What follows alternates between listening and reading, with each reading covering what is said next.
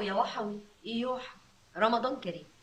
رمضان هو شهر الصوم للمسلمين، وطبعا كلنا كنا بنستناه واحنا صغيرين، مسلمين ومسيحيين، علشان ننزل نلعب بالفوانيس ونغني وحوي يا وحوي إيوح.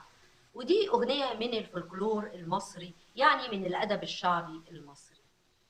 وكانت في الأصل بتقول: وحوي يا وحوي إياحة بنت السلطان إياحة لابسة القفطان إياحة. ومع بدايات القرن العشرين، مع ثلاثينات القرن العشرين تحديدا، ومع افتتاح الإذاعة المصرية، غناها المطرب أحمد عبد القادر، واللي قال فيها: وحوي يا وحوي إياحة رحت يا شعبان إياحة جيت يا رمضان إياحة.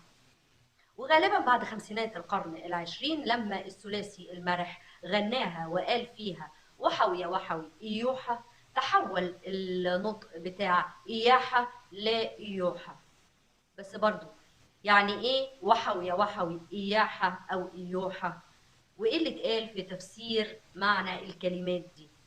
وأنه الأصح، إياحة ولا إيوحة؟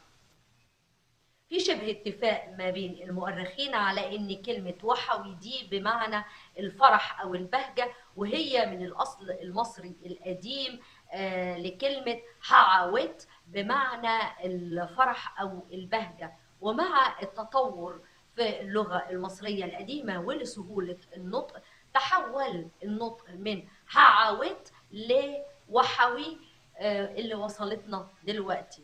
ولأن حرف الحاء أصلا موجود في الأبجدية المصرية القديمة، فكلنا بنعرف ننطقه وبنقوله عادي.